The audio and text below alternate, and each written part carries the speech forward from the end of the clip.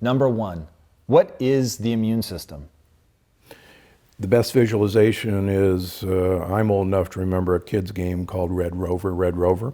And actually, most of us remember that.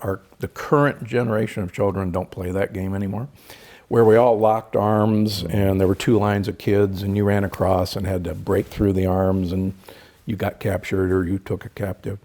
So the lining of our gut is actually the same surface area as a tennis court in there. And unfortunately for us, the lining of the gut is only 1 cell thick. And so imagine 1 cell thickness keeping everything you eat or everything living in you, like bacteria, separated from you. And they're all held together, locked arm in arm with tight junctions. Now, on the other side of the wall is your border patrol, your immune system. And 65% of all the white cells in our body are up against this wall. Why are they there? Because that's where the problem is going to happen, if it's going to happen. So when these foreign proteins get across the wall, the immune system basically sounds the alarm, sounds the air raid sirens. We go to threat level 5, we scramble the fighter jets, and we actually go to war status. And as I talk about in the book, that war status is manifested in multiple ways, whether it's brain fog, whether it's arthritis, whether it's depression or anxiety, whether it's coronary artery disease, which is how I got interested in it in the first place. And all of these things come right back to what Hippocrates said 2,500 years ago, that if you want to cure the disease, head to the gut. As you know, the 70% of our immune system is along our gut lining. What we eat is what feeds the microbiome, and that actually trains our immune system. And when your microbiome is out of balance, your immune system is out of balance. And when your body is out of balance, it is not at ease, and which is what we call dis-ease. All right, so let's back up and give people a quick breakdown of exactly what the microbiome is. And the coolest example I've ever heard you use is talking about humans as a form of AI that's basically meant to lug around the microbiome. Explain that. I thought that was really a pretty powerful insight. Yeah, so actually, you think about that and say, how did humans actually got created? And if you think from the perspective of the nature, as you know, on our spacecraft we call planet Earth, these are single cell organisms, the eukaryotes and the bacteria and viruses and the fungi and yeast and the mold, they have been around for billions of years. The humans are give or take about a couple of 100,000 years old. So you wonder, how did humans got created? So here's my tongue-in-cheek story of how I believe it actually happened. One day, all these organisms got together. They were living in Africa. And they say, we're sick and tired of living in this small space. We want to take over the world. And they all looked at each other. And one of the smarter ones said, I think I know what to do. What would you do? What if we can create something where trillions of us can live inside it? All we have to do is keep this thing healthy. It's going to walk around everywhere. We're going to make them crave what we want. They're going to find that food for us. They're going to go all over the world. They're going to poop everywhere. They're going to spread us around, and we're going to take over the world. And they created human. And the humans, as the humans were evolving, suddenly they started to worry. As you know, you and I now worry about artificial intelligence, and we keep wondering, if this thing we just created called artificial intelligence, if someday it got smarter than us, what will happen to us? And these guys were no dumb. They start thinking about that. And so one of the young ones went to the master and said, Master, we created this thing called humans. What if this thing got smarter than us? What will we do? Master says, not to worry. How so, Master? He says, right inside their cell, they call that mitochondria. It's one of our brethren, right? It's one of the ancient bacteria. We talk to it all the time. This thing is the energy factory for their cell. They go out of control, we turn the energy off, they're done. They say, Master, you're so brilliant. Until another younger one said, Master, you're completely forgetting the point here. They're starting to develop this thing called brain. What are we going to do with that? Master says, not to worry. Remember, most of us live inside the gut. We put a direct connection from the gut right to their brain. They call that a vagus nerve. And they don't quite remember, just because they call it a vagus nerve like Las Vegas, what happens in the gut doesn't stay in the gut. It goes everywhere. We, in fact, control what happens in their brain. And we let them know what we want through something they call neurotransmitters. So you remember serotonin? Yeah, I remember serotonin. It makes them feel good. Yeah. Guess what? We produce 90% of the serotonin right in the gut. We don't let them produce it. They want to feel good, they got to feed us. Right? And all the stuff, they control our amygdala through their microRNA interference. They control our prefrontal cortex. So our decision making, our behavior, what we do, what we want is controlled by them. And you say, young ones, just remember, like a good leader, we make them think they're making a decision. We are the ones simply pulling the strings. So just sit back, enjoy, and let them take care of us. Number 2, how do we level up our immune system? So, one of the families, this lady was overweight. I diagnosed her with type 2 diabetes, right? A load of joint pain, which her doctors had told her. She was only, I think, late 30s. She was overweight. I think she was about 200 pounds, okay? Really bad knee and ankle pain, okay? And she was told, you're gonna have to take anti-inflammatories because your weight is so much, you're putting too much strain on your joints, et cetera, et cetera. She felt quite low sometimes, all these sort of things. And I could tell just by seeing this, at the root cause here, she's got inflammation going on in her body. I need to get her inflammation levels down quickly, and let's see how many of these seemingly separate symptoms start to get better, right? So I drastically changed her diet. I said, look, I'm gonna help you. I'm gonna walk you through this. I'm gonna hold your hand through this process, but the first few days are gonna be hard. There's no question, but I'm gonna help you do that. The diet was designed around her type 2 diabetes, but I tell you what was the most incredible thing for me is 3 days in, she said, I don't have any joint pain. I said, what, nothing? She goes, no, my ankle pain, knee pain, it's just gone, I don't have any. Wow. She has not lost enough weight in 3 days to get rid of her joint pain, right? Arguably, she hasn't lost any weight. What's going on there? What's going on there is people don't realize that food is information. It's not just calories, it's not just blood sugar, it's information.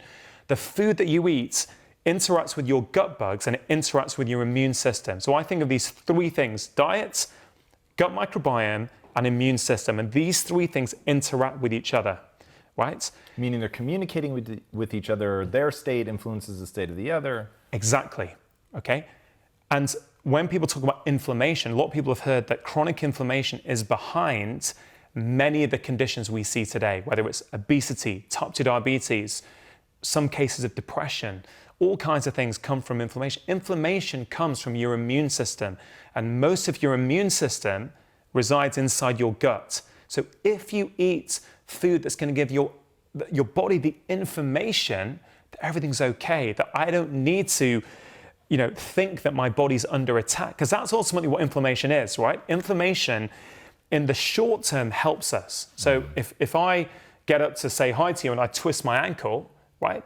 My ankle's going to get swollen, red, hot. That's inflammation. That's a good thing. It's going to help my ankle heal. But that inflammation should switch off in a few days and everything goes back to normal. If that inflammation stays switched on indefinitely, that's the problem. That's what we're seeing cause all these problems these days. That's what that lady had. She had chronic inflammation. Right. Your body thinks it's under attack. The food you're putting in makes your body think, I'm under attack here. I need to put out inflammation to try and dampen everything down. So what I did with this lady is her diet was full of colorful vegetables, okay? I cut out all the refined and processed food. She was having just real natural foods. That's all we did with her, right? But then suddenly, that interaction between her food, her gut microbes, and her immune system, everything calms down. I love this too, because there's actually a hugely intimate connection between the microbiome and the second brain. So the microbiome is a term for the colony of bacteria that reside in the large intestine. We also have a microbiome on our skin and in our mucous membranes and in our genitourinary tract and in our scalp. The microbiome in the gut, they number between 1 trillion and 10 trillion cells. So we humans, each of us has about 1 trillion cells. So we are at least as much bacterial as we are human. Wow. If we took all the bacteria out of like 1.5 inches of your large intestine, more bacteria live there than all humans that have ever lived since the dawn of our species. Okay, that's a lot. So we are really outnumbered. So for their stats, collectively they weigh about 3 or 4 pounds, right? So this is like organ size. And they are represented by thousands of different species and strains.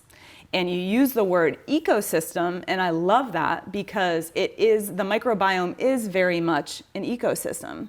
And like an ecosystem on Earth, diversity is like the buffer against ruin, right? So you want your gut to have a lot of different species, because if, I don't know, you get a pathogen or you take antibiotics, like that's gonna wipe some of your guys out. So you want other guys to be able to take over.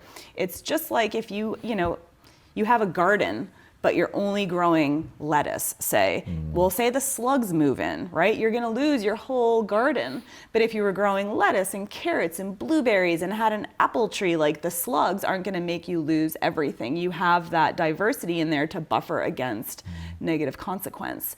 And the microbiome is very, very hot right now. There's a lot of research that's being done on it. And what we're learning is that it does everything from helping us humanize the food we eat. So we eat a lot of plants, right? What does that mean? So humanize means our bacteria help take plant nutrients and plant pieces, to be extremely simplistic, and manipulate them so that they can be absorbed and utilized by our human cells. So it's almost like a conduit, or like they're alchemical. It's like they're creating this alchemy that allows us to actually derive the nutrition from the foods that we're eating. The microbiome also helps manufacture certain vitamins and like sort of subvitamins. So it also helps with blood pressure and blood lipids and our waistline. And it helps talk to our immune system so that our immune system doesn't become overstimulated or too lazy. It talks with our enteric nervous system to help promote optimal motility. It recycles, reduces, detoxifies a number of different hormones. It activates certain hormones. I mean, what have I missed? Like there's virtually no corner of our body that our microbiome doesn't touch. If people have eczema, or like skin rashes, dermatitis, acne, probiotics can help with that. You have environmental allergies, probiotics can help with that. Number 3, what exactly should we be eating for immune health? Well, all food is information, not just calories. It's all information. It's instructions. It's literally like code that programs your biology with every bite. So At like an epigenetic level, it's in every level. So every bite of food you take can change your gene expression across a whole range of genes. So you drink green tea or eat broccoli, you upregulate the gene called glutathione transferase that helps you detoxify heavy metals, environmental chemicals, metabolic toxins. So it regulates your genes. It regulates your hormones. So if you lost starch and sugar, it increases insulin, lowers testosterone, increases estrogen, for example. It affects your brain chemistry and what your hunger hormones are, your craving levels are, and what foods you're attracted to. It affects your immune system. It regulates inflammation, or it's anti-inflammatory. It regulates your microbiome with every bite. So every single system of your body is regulated by the quality of the food you eat. And when you realize you shouldn't just focus on calories, you should focus on quality, and the information you're eating changes everything. So that's really what I have people focus on. And I think when people do that, then you have a different relationship to your food. You go, well, am I going to eat toxic information, or am I going to eat healing information? So if you had to just put together an all-weather eating strategy, what would the ideal, in air quotes, diet I wrote look about like? it. I wrote a whole Let's book hear it. about it. It's called Food, What the Heck Should I Eat? And it's about these principles, I call them the Pegan principles. And it's really focused on quality first, right? Nobody thinks we should be adding additives and hormones and antibiotics and pesticides and glyphosate to our food. Like, it's in it, but nobody's like, yeah. How do this we is more- avoid it at the grocery store? If you look at the label of something, if it has something you can't recognize, pronounce, then you shouldn't have it. Or if you don't have it in your cupboard at home, like butylated hydroxytoluene, which is in almost every processed food, is BHT. It's illegal in Europe. You wouldn't sprinkle that on your salad, would you? No. No. So that's a good rule. The second principle is, we should be eating a plant-rich diet, and across the spectrum, from fruits and vegetables to... Do you treat fruits and vegetables as sort of one and the same, or? No, it should be vegetables and fruit, right? So it's like, you don't want to be consuming only fruit because that's full of sugar, and if you're diabetic or you're overweight or have issues, you might want to cut back on the sugary fruits or eat berries, which are less glycemic. Lots of nuts and seeds. Everybody agrees we should be eating lots of nuts and seeds. You want to soak them, reduce the lectins, that's fine. If you're going to eat beans and grains, pick low starch ones, right? And also... Give us a few examples. Where So low like starch. black rice, which is like the blueberries of rice, quinoa. What does that mean? Well, the black rice is called the emperor's rice or forbidden rice, and it's full of these it's black. So anytime you see color in nature, there are polyphenols and phytochemicals in there. So it's got more antioxidants per serving than blueberries. And then you want to make sure, if you're eating, grains, like gluten grains are interesting. So most of the gluten we eat is wheat. It's 133 pounds per person per year. That's a pharmacologic dose. It is worse for your blood sugar than table sugar. Really? Yes. What? Yes. When you look at the Why? glycemic index, which is how much the fixed amount of the food will raise your blood sugar, table sugar is 80, bread is 100. Whoa, I had no idea. Why? Because it's so processed and so quickly absorbed. And if you want to eat, if you're not gluten sensitive, you want to have farro or einkorn wheat or, spelt, you might tolerate those because those aren't highly altered genetically. But the wheat we eat is super starchy, has a lot more gliadin proteins, create more gluten sensitivity, is sprayed with glyphosate at harvest to defoliate the plants, and it also has preservative called calcium propionate, which causes autism in animal models and is shown to cause behavioral problems in kids. So ADD, all that stuff could be all the flour. So I'm not a big flour person, plus it's just like sugar. So if you want to have other grains, if you're not gluten sensitive, like rye or barley, that's fine. And then beans, again, lima beans, kidney beans. Look, 75% of Americans are overweight. So most people should be eating a lot of starch. And that, you have to eat 3 cups of beans to get the equivalent of like 4-6 ounces of protein.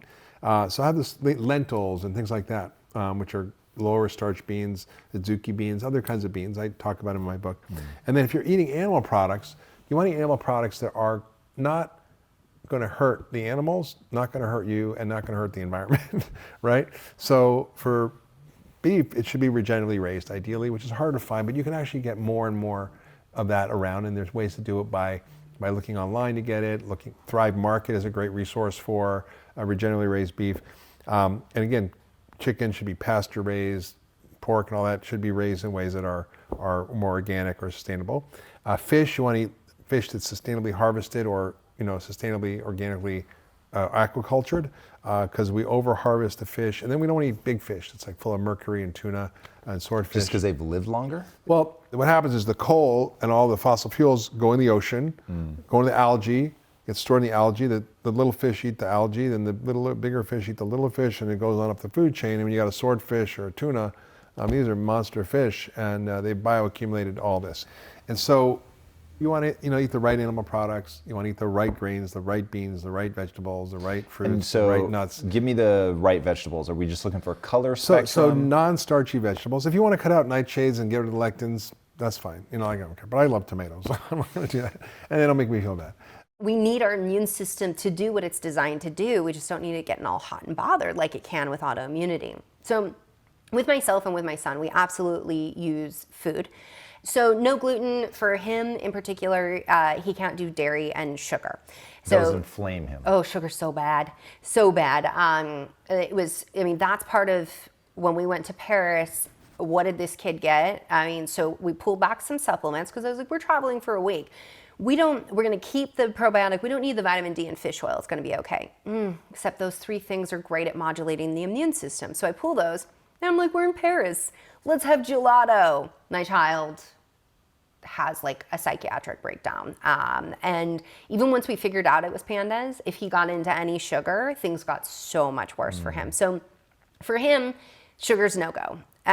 But you know, I don't like to focus on what not to eat. And so very much my focus is, let's bring in so much great quality food that you don't feel deprived and you don't feel like, oh, you know, I'm like, I don't get to eat. Nobody ever wants to go gluten-free. Like it's delicious. Yet we have to recognize that in our country, it's a privilege. I mean, it's great privilege that we can pick and choose what we want to eat. And we have, I mean, never in history have had such access to food. I mean, here we are talking about turmeric. That was not around when I was a kid. So with my son and with myself, we focus a lot on high quality produce and high quality protein, high quality fats. So can you give us some in each category? Yeah, no, cruciferous vegetables always part of the playlist daily. We love broccoli, cauliflower, Brussels sprouts. Just yesterday, him and I were on Instagram eating raw cabbage, great for when you fly because it helps with liver detoxification. That's the thing when you fly? Oh my goodness. So I did a toxin panel and I did my toxins, was like, oh, not too bad. I wonder what happens when I travel. I go traveling and I came back and with that test, my glyphosate, the metabolites for rocket fuel, for pesticides. Now, I grow a lot of my own food and I have had a chemical-free yard and my house is non-toxic chemicals for 12 years now. So to see all of this, I'm like, wow, what is that? That's being in airplanes, that's sleeping on mattresses in hotels, that's walking around where like hotels spraying glyphosate and these other chemicals around. And so we actually get exposed to a lot of environmental toxins on planes. And that's why we love cruciferous vegetables. And if you're someone, so as you were saying, like, so if your partner has digestive issues, like cruciferous vegetables, especially raw, that's not gonna work for you. You can actually select for sprouts instead. So this is a really economical and really nutrient-dense approach. Broccoli sprouts, if you have about a quarter cup of them, it's equivalent to what over 2 pounds of broccoli itself can give you in terms of sulforaphane and the molecules that eventually become DIM, and DIM helps with liver detoxification. And so when it comes to fat, we do want to have variety, but we want to avoid things like hydrogenated fats. Anything, again, if the chemist made it, you probably don't want to eat it because Mama Nature, she don't get it wrong very often, but humans, we get it wrong a lot. And then it's like generations later that we're like, oh, what did we do? So when it comes to fats, I like to look at whole food fats, so egg yolks, getting avocados coming in, eating nuts and seeds, so bringing those in part of your diet. Maybe it's part of seed cycling or you're just adding them. I think seeds are such a great economical and nutrient dense way to really boost your nutrition.